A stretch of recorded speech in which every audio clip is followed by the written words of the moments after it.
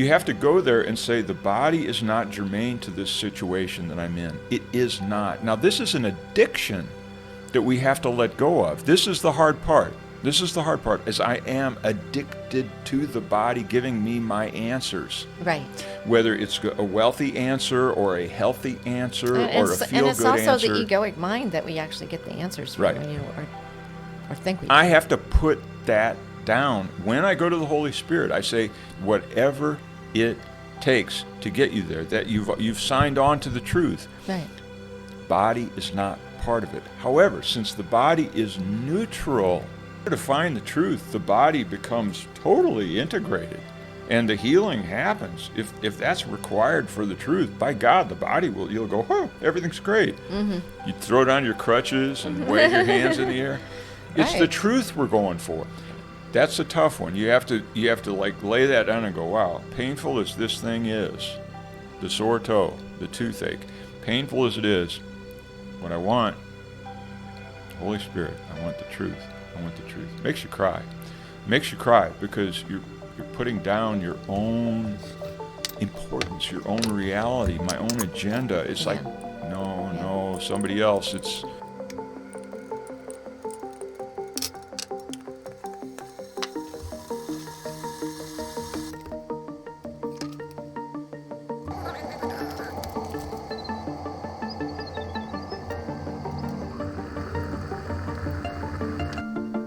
This is A Course in Miracles. It is a required course. Only the time you take it is voluntary. Free will does not mean that you can establish the curriculum. It means only that you can elect what you want to take at a given time. The course does not aim at teaching the meaning of love, for that is beyond what can be taught. It does aim, however, at removing the blocks to the awareness of love's presence, which is your natural inheritance. The opposite of love is fear, but what is all-encompassing can have no opposite. This course can therefore be summed up very simply in this way. Nothing real can be threatened. Nothing unreal exists. Herein lies the peace of God.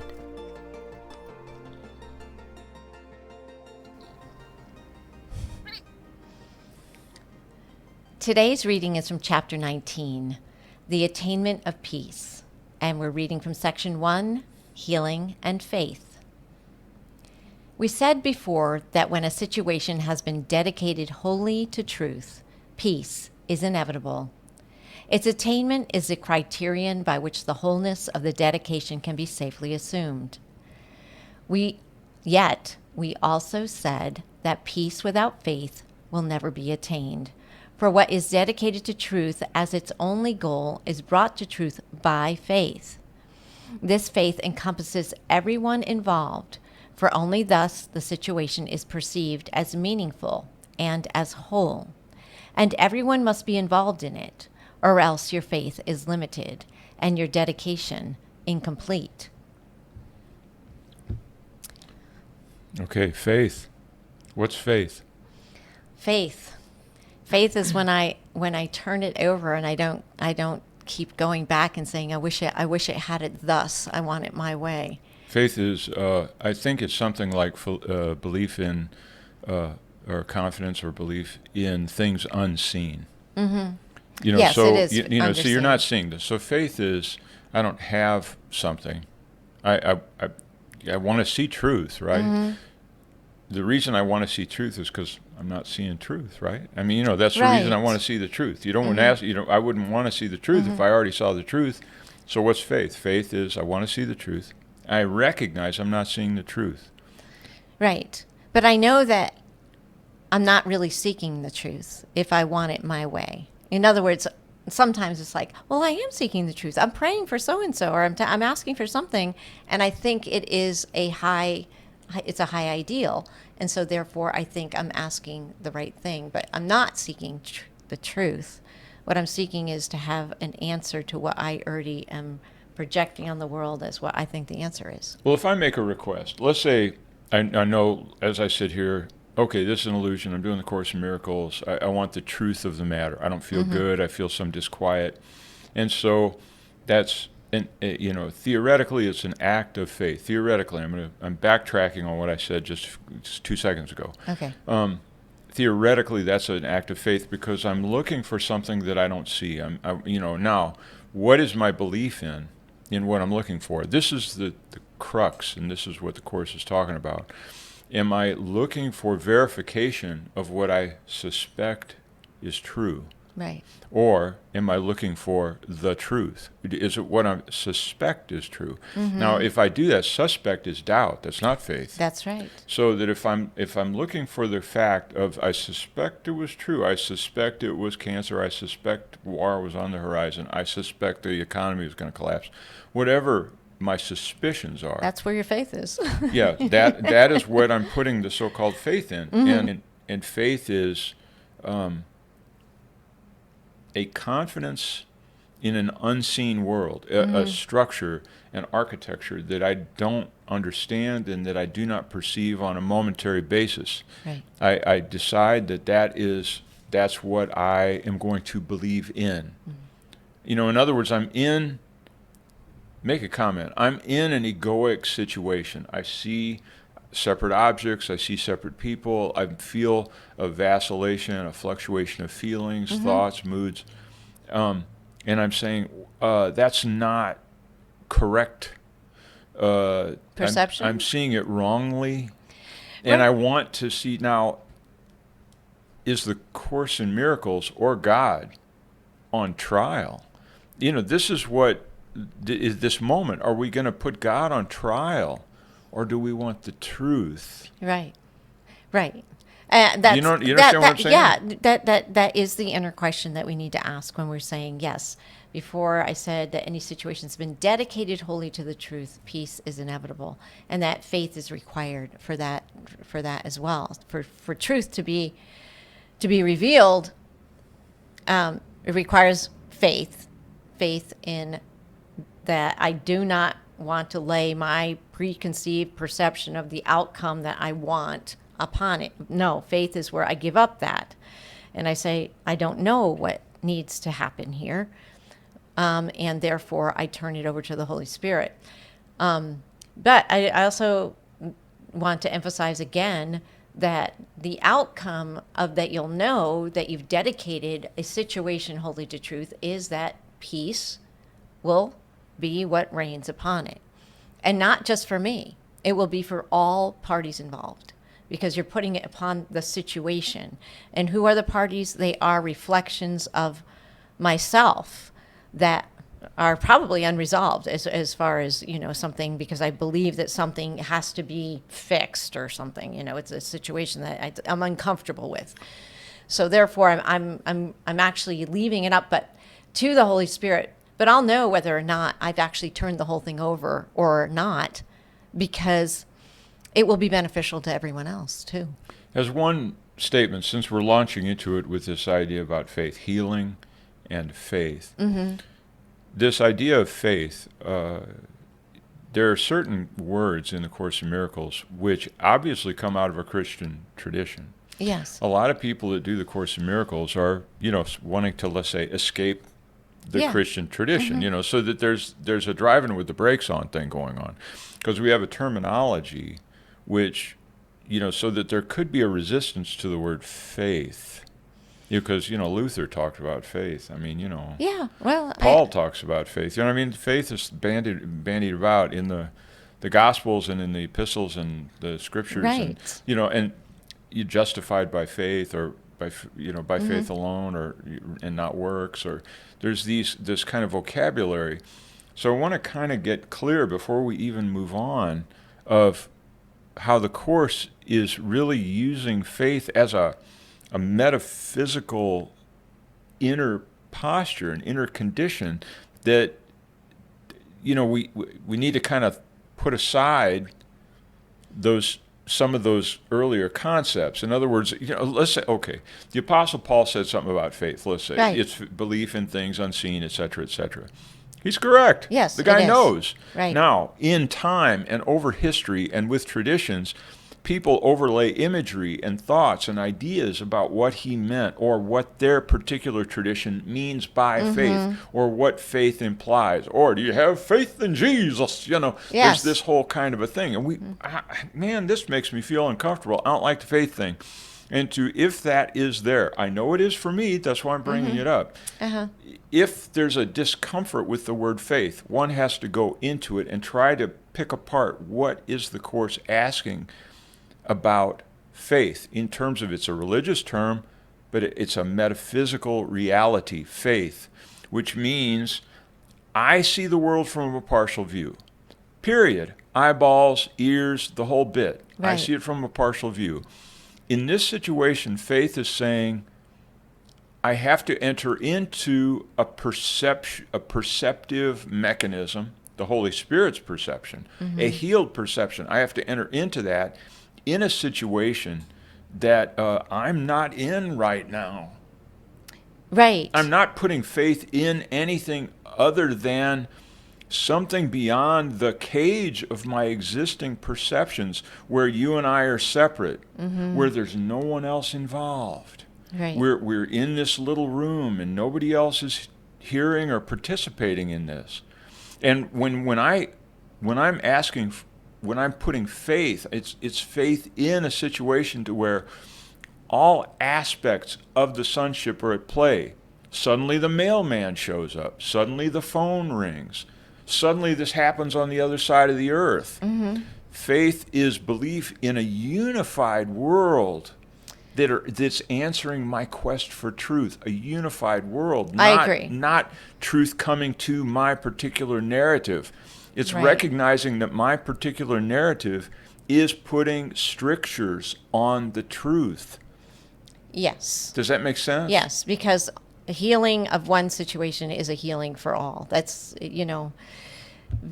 we think that we're separate, but every time we invite in the Holy Spirit, every time we ask to actually, in earnest, where I turn a situation and dedicate it to, I want the truth. I want the truth. I want it to come back to me. Now that I've asked for that, to have truth descend upon the situation, I have got to get out of the way. That's all I have to say. I mean, otherwise my ego is going to come in and say, well, I would know that it's the truth if it came out this way, that this outcome in a particular situation happens, then I get my way.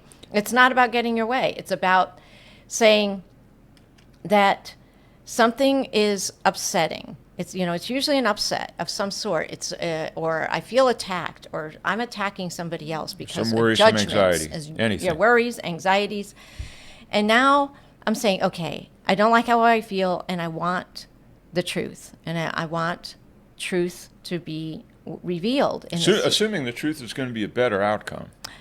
Yeah, but sometimes truth is a little bit hard. Sometimes truth is that I don't get what I want. Well, that being said, that all of us ultimately want peace, whether you realize it or not. We all want peace. So if it's answered, peace will be the overarching answer that you'll feel in the situation, because you're no longer tied up with it. You're not ruminating about it. You're not doing something with it anymore. You've actually experienced that it has been resolved. It might not be what you thought it was going to be, but it has been resolved, because peace descends on it and all parties feel no perturbations about it anymore. As you had said about, the brother, your son-in-law and everything else, what interesting thing that happened there, if you listen to the prior podcast, several of them, I think, because he brought it up several times, is that his anger and everything else, we did not buy into. All three parties watched and saw him through an upset. But because we didn't want to make him something other than he was in the moment, none of us did. We just recognized it was an outpicturing of a frustration, whatever it was. Each one of us interpreted it a different way, and there was no need to make it anything other than it was. Well, but what if what it was the truth? Well, that's true. And it is the truth, and it was answered. because you saw the reflection that I felt that, peace. that Maybe you- it was the truth because I felt That's peace. what I mean. Peace was for each one of us. So kudos to him Yeah. for launching into a hard truth that landed correctly. Right. I believe that truth was revealed, as you said, because peace was the ultimate outcome for all of us. I don't know where it's gone from there. That's not my business. In the moment, it was answered because there was no disturbance with any of us. And I actually think that he calmed down as well because of Okay, it. I want to clarify just exactly the point you've brought up, but I want to Yes. put it in a clear term. Peace and truth are related. Yes. So there are hard truths. There Mm-hmm. are things that I can find out that I would rather not find out about anything. Right. About myself, about others, about the condition of the world. And if I find out the truth, I might feel, an abrasive moment, but don't confuse that with a lack of peace. Recognize if the truth is landing. I might not want to Peace will be the ultimate outcome. That's what I'm saying. Yes. Peace will be the outcome. All I'm saying is that it's not like, oh, wow, I sure am glad that so-and-so told me that I talk too much. Yes. Right. It's going to rub against me. Right. Right. So we got to deal with peace and truth. Okay. Paragraph 2. Every situation properly perceived becomes an opportunity to heal the Son of God, and he is healed because you offered faith to him, giving him to the Holy Spirit and releasing him from every demand your ego would make of him. Thus do you see him free, and in this vision does the Holy Spirit share. And since he shares it, he has given it. And so he heals through you. It is this joining him in a united purpose that makes this purpose real, because you make it whole. And this is healing. The body is healed because you came without it and joined the mind in which all healing rests. Well, the main thing in this one, where's that line? And he is healed because you offered faith to him, giving him to the Holy Spirit and releasing him from every demand your ego would make of him. These are all of our judgments. These are all the things that we were discussing in the prior paragraph about the things that I would lay on a situation that I want to actually give the answer to the Holy Spirit. This is what would be for best. This is what would be best if it happened here. Yeah, HS, if that's you're paying wrong. attention. Yeah. HS, if you're paying attention, this is the way it needs to go. Yeah. Right. Yeah. And there's a lot of that in prayer circles and stuff like that. You can feel that, people want a specific outcome and it's not really, doesn't really work that way, because then your expectations are a certain thing, and then you say, hey, the Holy Spirit hasn't answered me because you didn't get what you wanted, Well, in a world where I'm taking my own counsel in all things, where I'm really saying, I really want peace in the world, and it's going to look this way. Ukraine's going to do this. Putin and Russia is going to do that. Iran is going to do this, and the United States is going to do that, and we're all going to sing, yes. Like a kumbaya type thing. Mm-hmm. I've decided a lot of stuff in that situation. That's a narrative. That's my split mind. That's coming from an egoic foundation. I don't care how altruistic I think I am. Right. It's a split mind. Mm-hmm. And as a split mind, the only way to see peace, and the only way to see healing, and the only way to see the truth is to unify my mind. And that's the faith in the Holy Spirit. In other words, I've got that Holy Spirit part of my mind, and as long as I'm busy drumming up answers. Right. Now, as you know, some people can say, I'm so tuned into the Holy Spirit that everything that comes out of my mouth is the inspired word. That's right. Yeah. Right? Yes. It happens. It happens. Definitely You got to happens. realize, no, we're here. Yeah. We're all here. This is where we are. I don't care how good we are. I see him free. The Holy Spirit sees him free, and I see him free. I see him free because I've decided I don't know what he is. Yes, right. The sonship, the circumstances coming at me, and I've decided that I don't have a clear view of what that is. I don't know what it is. And so as it comes at me, I suspend that and recognize that I'm I'm on shaky ground. I'm on the earthquake of the ego's instability and inconsistency. I'm on this shaky ground. So I say, give me solid ground here. Give me the truth, the solid ground. Right. In that solid ground, the Holy Spirit is asking, what do you really want, right? That's the first thing the Holy Spirit asks. And if I say, well, I want my ego to answer the question, the Holy Spirit says, done, I'm out of here. Yes, exactly. So, that's the first thing. The Holy Spirit says, what do you really want? I say, I want your big idea. I want your big idea. I don't want my big idea. Right.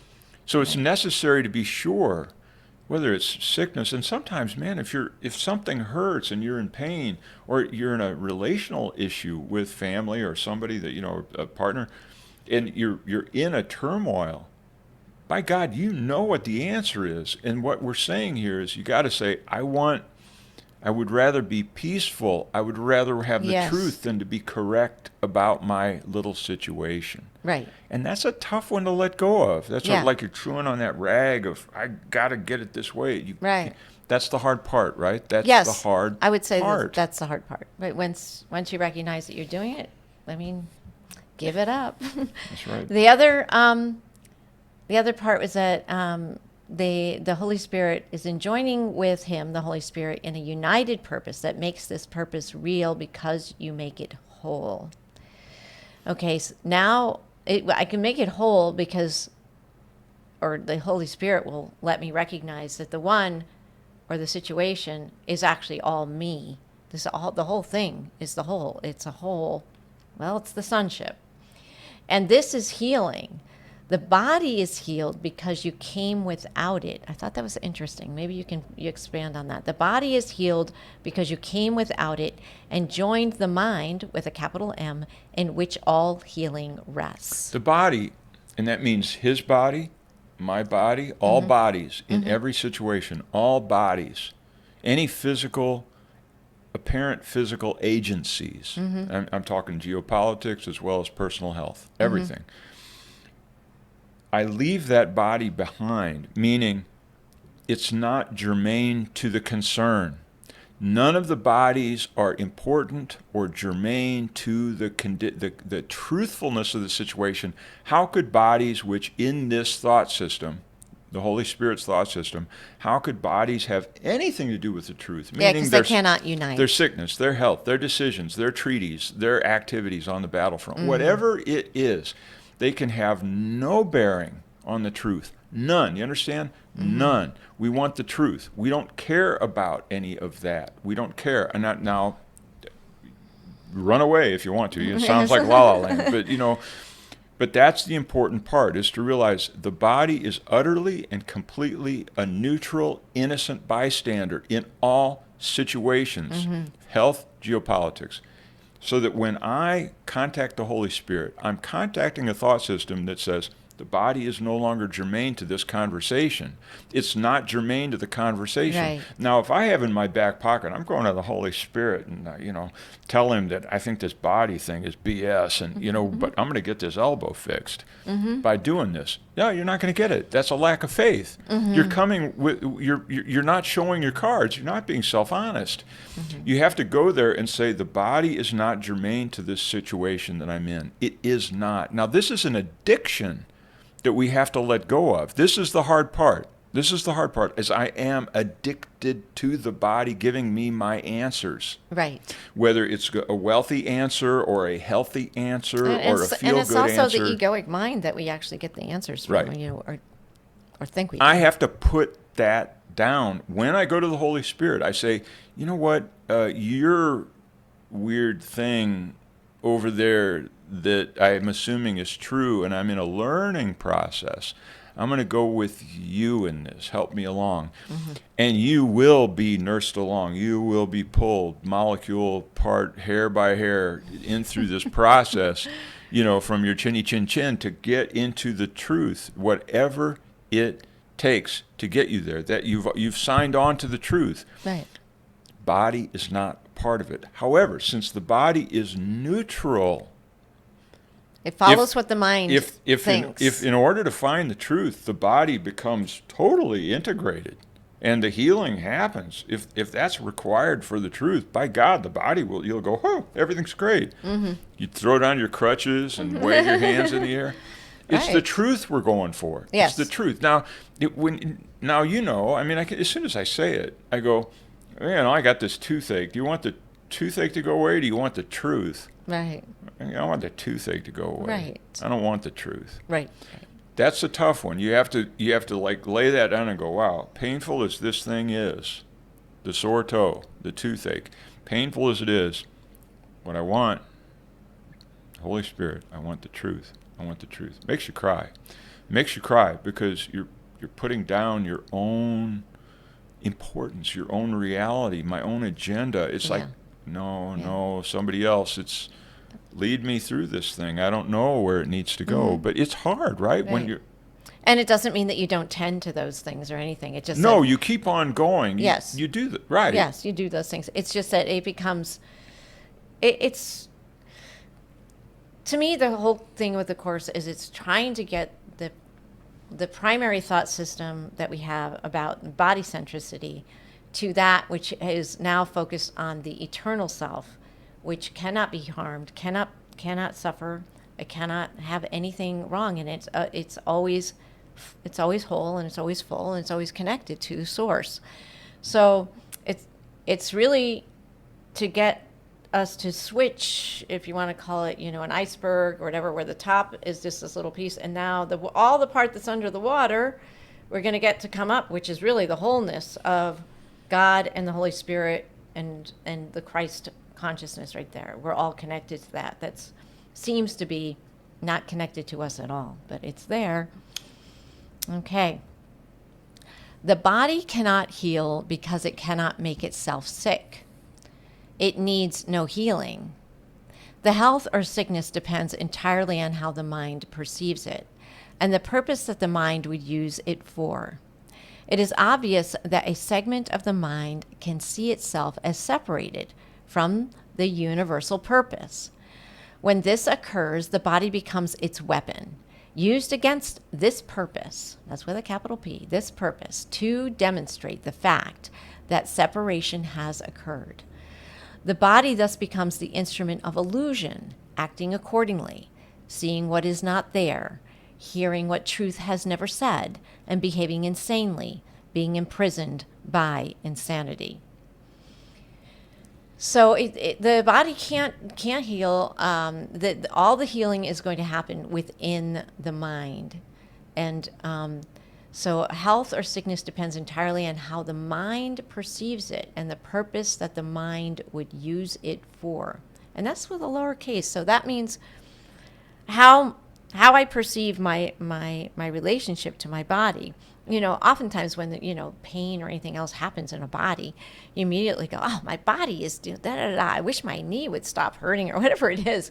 It's as if it has its own thought structure away from the mind that is experiencing the sensate world in a certain way, in a painful way. So how do you make that switch so that, you're now relying on healing by changing my mind about what the body is? The sad fact is the body doesn't matter. That's the sad fact. Mm-hmm. Whether the body's in pain or the body feels great, the sad fact is that who cares? It doesn't matter. It's not a part of this equation. So as soon as I say, so I'm going to heal my mind so that I can heal my body, I've already made my decision that the body is more important than the mind. I've already made my decision that the body is more important than the mind. If I say I'm going to heal the body, I'm going to heal the body by working with my mind, Christian Science, I'm already in error. I'm already off the track. I'm already doomed. So that the body has to become nothing. It's not that you want the body to be sick. It's not that I go on with my toothache endlessly and just say, give me the truth, give me the truth. Right. Obviously, at some point, maybe the truth is to get the thing pulled or something. Right. I mean, we're not doing Christian Science. I've got a lot of exposure to Christian Science. I used to stay up with my friend Kelly and argue Christian Science topics until 2 a.m. And it's an endless gap of trying to use the body to prove some thing. And and Christian Science, which has some great ideas, obviously, and there's apparently some genetic roots in the Course in Miracles with Christian Science. And a lot of people in Christian Science circles, end up in the Course in Miracles. It's like, well, this is home. This sounds like my stuff. It's not using the body as a witness to anything. The body can't be a witness. The body's neutral. It's along for the ride. And so that when you said, when I look for healing, by healing the mind, the first thing we have to do is say that the sickness or wellness of this situation, I don't care if I'm on death's door, has nothing to do with the friggin' body. Right.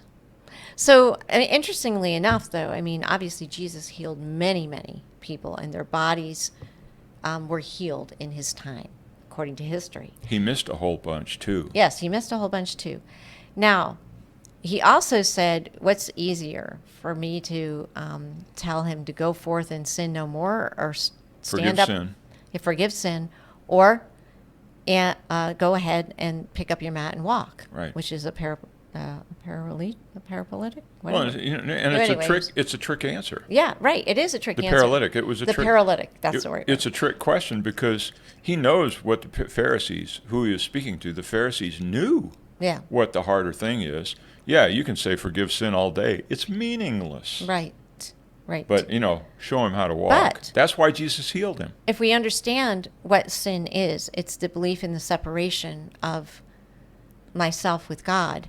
And if in the healing, which we'll never know because no one's talked to the ones who were healed, that they had the perception of their wholeness, which is why the body just fell in line. I don't know. All I'm saying is that there's just no way to know. But there was a reason why he chose healings of bodies, casting out of demons. If you went into each one, I don't mean to jump in on you. Yes. It's just that Jesus is not healing bodies. Who was he pointed at? That's why he goes into these with some irritation. He's attempting to heal the Pharisees. Their mind. The mind of the Pharisees. And how does he do that? He says, I know what you're thinking. Oh, you're that's thinking, right. This guy can't make somebody walk. That's the hard thing, because I can't do it. I can say, be forgiven all day long, and all I got to do is say, blasphemer. Yes. You don't have the right to forgive sin. So Jesus says, okay, let's talk about the right to forgive sin. Watch me. And he heals the body to establish his authority to forgive sin. Right. It had nothing to do with the body. Interesting. Yeah, I've never heard it that way before. I think he's on a roll. Anyway, so that was my main part on that part. So yeah, I think we can go on. Paragraph 4, do not overlook our earlier statement that faithlessness leads straight to illusions. For faithlessness is the perception of a brother as a body, and the body cannot be used for purposes of union. If then you see your brother as a body, you have established a condition in which uniting with him becomes impossible. Your faithlessness to him has separated you from him and kept you both apart from being healed. Your faithlessness has thus opposed the Holy Spirit's purpose and brought illusions centered on the body to stand between you, and the body will seem to be sick, for you have made of it an enemy of healing and the opposite of truth. In any situation we're in, there has to be a situation. Let's say I go into this group of people I'm talking about in the basement over at the church, and I go into this group of men, and they're not my quote-unquote type, It's the fishers, it's the hunters, it's the farmers, whatever. But I'm going down there, and I go, bodies don't matter. Predispositions don't matter. It doesn't matter that I'm, a Whole Foods type guy and that they're something else, bacon and eggs type guy, It doesn't matter. Bodies don't matter. My predisposition doesn't matter. We're looking for the truth. That's all. It's chilling. It's chilling. It neutralizes all ephemeral effects. It neutralizes all challenging circumstances. It neutralizes them because it puts them in the hands of the Holy Spirit that says, watch me. You need to win your chess game with a pawn and one rook. We'll do it. If you got two pawns, we'll do it. You got, the Holy Spirit can use whatever device of the natural order Right. to arrive at truth, because the natural order isn't quote unquote true. It's a series of untrue laws that hold the illusion together, so-called natural law. My faithlessness has thus opposed the Holy Spirit's purpose, because the unity of me and my brother, the unity of what I consider myself separate, I consider him separate. We want to bring these bodies together, okay? We want to bring the bodies together in a unified situation. That would be geopolitics or anything. Well, that's not possible. Right. It's not Because the possible. bodies cannot be unified. Right. But still, that's the world I live in. And so I suspend my belief in that realm and realize it can go 180 degrees overnight. The biker boss can end up being, better than a Boy Scout. I don't need anybody to look like anything. I don't need anything to be anything. I don't need particular bodies or circumstances, because all we want is the friggin' truth.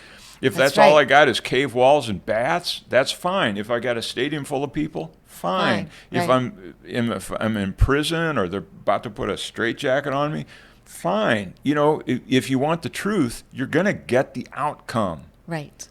I don't mean to get all excited No, about it. I think no. some of the reason I get worked up is because I don't know that I'm making my point. No. I think that if I just get animated, I apologize. No, I think Whoa. I think you might have made a point. Woe is me. Sometimes I need to pay attention. Okay, let's move on. Yes. Okay, paragraph 5. It cannot be difficult to realize that faith must be the opposite of faithlessness. Yet, the difference is how they operate is less apparent, though it follows directly from the fundamental difference in what they are. Faithlessness would always limit and attack. Faith would remove all limitations and make whole. Faithlessness would destroy and separate. Faith would unite and heal. Faithlessness would interpose illusions between the Son of God and his Creator. Faith would remove all obstacles that seem to rise between them. Faithlessness is wholly dedicated to illusions. Faith, wholly to truth. Partial dedication is impossible. Truth is the absence of illusion. Illusion, the absence of truth. Both cannot be together nor perceived in the same place. To dedicate yourself to both is to set up a goal forever impossible to attain, for part of it is sought through the body. Thought of as a means of seeking out reality through attack. The other part would heal and therefore calls upon the mind and not the body. So We've that got was this very a huge, clear list of. I almost want to make a little chart. So we're that once shows again, that. let's settle down and faith versus faithlessness. Because it's saying here clearly, what are we doing when we're faithless? What's really happening with faithlessness? First of all, what is faithlessness? Faithlessness means I've put faith. For me, I've put faith in the illusion. I've put faith in the processes that are here to answer my questions. Yeah, I need to get the proofs through these physical Yes. Objects, props. And oftentimes, faithlessness means that I'm relying on my five senses and this whole world to give me the answers that I need in a way that reinforces usually an idea that I already have, about what I think is supposed to be, again, the outcome of any particular situation, whether it be about my own personal body or situations in the world and things like that. I'm relying on the sensate world to give me the answers. And it's, faithlessness says it would limit and attack. Again, there's always judgments and attack that come along with faithlessness. because I'm not putting faith in that which I am actually in truth already one with. But I refused, we talked about it earlier. I refuse to listen. I'm the child who's hiding underneath the covers and pretending that my mom or dad cannot see me because I decided that I just wanted to hide from them. Right. And they walk in the room and they say, oh, I don't know where Joanne is. Well, where is she? And then they pretend to lift up the sheet, and they won't. Then they just let me stay under the covers, so I can pretend to live in my own little world. Well, that's God. The parent is the God, and it says, well, I'm going to leave you under there to pretend to be what you're not, until you want to come out from under the covers. Well, faithlessness is a belief in all the things that I have now made under my cover. Under here, I've made my world. And faithlessness will destroy and separate, by a sheet. They actually say it's like a gossamer veil that's between us and reality. But my idea of wanting my world, wanting it the solidity of this to be my reality, is keeping me from knowing the truth of that which is eternal and has never left its home with the Father. Let's dial it in with some sort of an example of some sort where there's something where, because it's easy to talk about this faith versus faithlessness. It's easy to talk about what does it function like in this realm. Well, I've got, let's say, and I've got it in my mind. I'm not going to get into it in detail, but I've got a physical affliction. I have a physical affliction. No big deal. I'm not going to croak or anything. But I've got this physical affliction, and it's the kind of thing that doesn't go away. In other words, it's not like I'm going to wake up one morning and go, wow, the affliction went away. It's not an ache or a pain per se. But this affliction. So I'm stuck with a wound, okay, this physical affliction. And as long as I have, I'm seeking the truth. Am I seeking a truth? Or am I seeking the end of that particular physical affliction? Now, the only way that physical affliction is going to go away is if I have a sort of Lourdes moment, where I wake up and I go, it's almost a destabilizing reversal of this problem. Right. Right? So I'm caught between two worlds. One is living with a woundedness. And on the other hand, the only real solution in my mind is this Lourdes moment to where the thing miraculously goes away and throws me into another state altogether. It's Jesus healing the paralytic. Yes. Jesus laid one on that paralytic. Right. How the paralytic dealt with it, I don't know. I know. But he did it to heal the Pharisees. He didn't do it to heal the paralytic. Right. For all I know, that inflicted a bigger wound on the paralytic, that which was a level of truth that was difficult. So, in other words, the healings that we think we may need could be more destabilizing. Right, and the Holy Spirit wouldn't want to do that. The truth will never destabilize us. So I walk into this with this. So where's the truth then? The truth is what? Hey, you got this problem, Phil? It's never going to go away. That's the truth. Read them and weep. That's just the way it is. It's not going to go away. You're not going to get Lourdes. You're not going to get this fixed situation. It's just not going to happen. So say something about it. Well, isn't that that's like all of them. All of them fall into that category. Exactly. And the problem is because we've made the body so real that there's no way while you're in a body to recognize that nothing can touch the truth of who you are. But that's what the whole process here is, that ultimately whatever happens to the body, it goes away completely because you die, because the bodies go away. That's not the end of you. The you that you are is a holy Son of God. Okay, faith and faithlessness. If I am faithless, then I just say, read them and weep. I'm stuck with this circumstance. Or if I have faith, it's that the body doesn't count. The body's not neutral. In other words, I'm going into it with a belief that it's a physical affliction that I want healing for, right? I have to go with it and say, No, I'm contacting the Holy Spirit, and the Holy Spirit says, no, this is transcendent. This doesn't have anything to do with your body. Mm-hmm. It doesn't have anything to do with that affliction, that wound, that difficulty. It has nothing to do with that. Mm-hmm. You are making a request, and you're laying it on the body to be a approver or something. This is our first step. See, Phil, your first step is to realize that your body isn't going to show you any truth at all. With or without a Lourdes moment, you're not, that healing, that miraculous rejuvenation is not going to happen in the name of truth, because we're not, the truth can't be borne out in a body. It cannot, and I believe this. I believe it. So where do we go with this? What is then faith? Faithlessness is believing I'm stuck with my situation. Mm-hmm. Faith means that, first of all, in any situation, anything that is keeping you from having peace, which those moments where the body becomes a central thing because of what's going on with it, you're not at peace. That is the opportunity to call for the Holy Spirit to bring truth to you.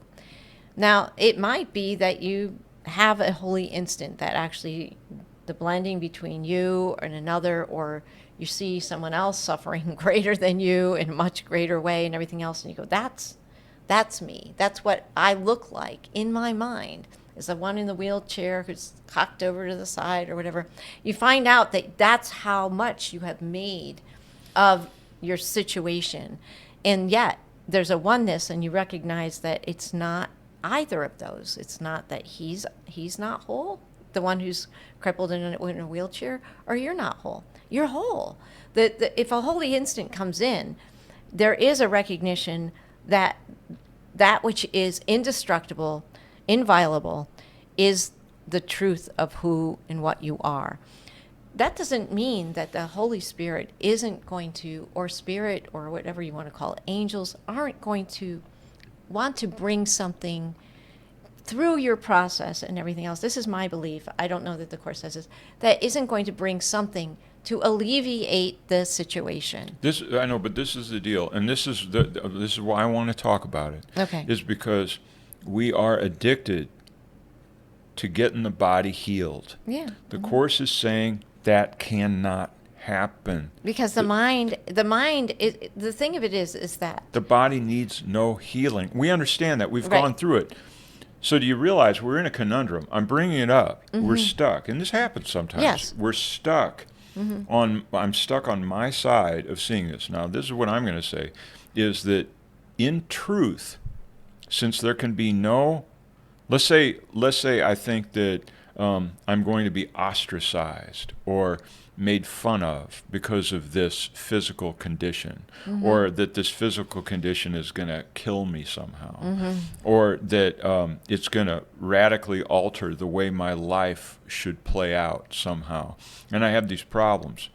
The truth isn't to fix the body, which will prove all of those things true to my mind. Right. It will prove that, yes, Holy Spirit says, you know what, Phil? Yeah, you weren't going to tap dance, you weren't going to do this, you weren't going to do that, because your body was messed up. Okay, so I'm going to fix your body so you can go tap dance or do whatever it is you were going to do. Do you understand what I'm saying? You will not get the physical healing. Because if you get the physical healing, it proves that you were correct in your assessment of the situation of the body needing to be healed. Right. You will not get it because there's no truth there. There's no truth there. You want the truth. And if the truth is freedom, and if I need to be free of the pain-free state, my pain will not go away. If I need to learn freedom from the pain-free state, if I need to learn freedom from this physical disability or physical condition, I need to learn freedom from healing the physical body. Do you understand what I'm saying? Yes, I do. I do. I have to be free of this. Okay, and if, interestingly enough, if you free yourself from the requirement that you have about what the body, needs to be going through, it's possible a real healing will come in, a real answer will come in, because oftentimes when you give up in that place, it's I don't really understand this realm, but it allows for light to shine in on the situation to the point where peace is restored. Obviously, that is the main outcome that needs to happen, is peace will be restored. You're not going to ruminate about it. You're not going to think about it. It's going to be somehow in a place where you are no longer preoccupied with that particular thing. That condition, that affliction, that wound, that whatever it is, will become invisible. Yes. Because the body is no longer germane to the truth. If I'm living in the truth, the body will not hamper me from living the truth. And all I can say is that I do not know how the Holy Spirit or that realm will come in to bring about peace to the situation. That I have to leave completely up to not my idea of what it needs to look like. Because things do happen here that seem miraculous, that happen within the physical world and everything else. Like I said, Jesus healing the paralytic. So, and who is it for? It's for everyone who sees it. It's for everyone. So you said the Pharisees and all the people who were in that room who experienced this person who they'd seen in the town and everything else who cannot walk. And all of a sudden now he picks up his mat and he walks out. That is to prove the power and the love of God. Everyone has to be in awe of that. It's to change the mind and bring God present, to magnify the Lord, as you know, Mary actually bearing a physical being in the illusion that is called the Son of God is an avatar that's dropped in here so that we have a way to relate to that which is God, because you're getting further and further lost in the dream, further and further lost in the dream. And if you get too lost, you won't even know where to put your faith. God wouldn't do that to us. So we're going to take a break from here because it's a long one, and this will be part 1, and next look for part 2. thanks a lot. Thank you. What did you think about the ride? It was great. And apparently, I've never been on live television before, but apparently sometimes I don't watch the news because I'm a kid, and apparently Grandpa just gives me a remote after we watch the Powerball.